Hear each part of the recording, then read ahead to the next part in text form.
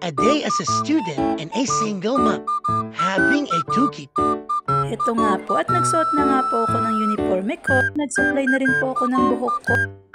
At heto nga po, nagluto po ako ng maling para bago po umalis ay makakain po kami. At habang nagluluto po ako, pinaliliguan naman po ni Mama si Christy. At binibisa na rin po. At ayan nga po, nakabihis rin po siya ng uniforme at kumakain. Heto nga po at hinatid po ako ni Mama hanggang sa may tulay. Pupuntang tricyclean at sumakay. Heto nga po at naglakad na lang po kami hanggang sa may school po namin kasama si Christian. Heto nga po at nakarating na po kami ng eskwelahan.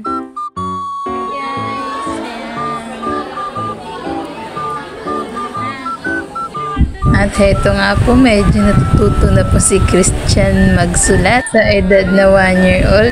Heto nga po at college na rin po si Christian, 1 year old pa lang po. Nag-aaral na din siya, kaya nakakatuwa. Kung kaya't kasama ko siya kahit saan ako pumunta. Heto nga po, tipiplex ko lang po ang room po namin. Bali, ang room po namin ay F401.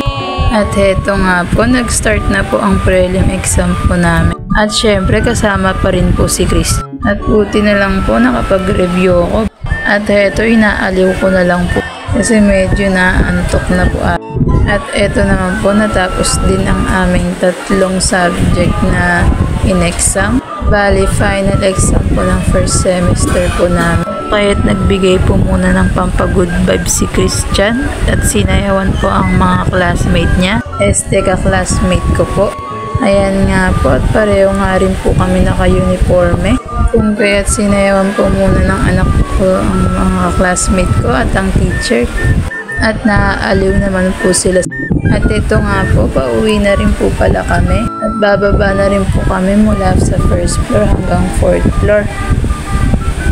Kasama ko si Christian. And guys, so good luck po sa mga classmate ko. God bless!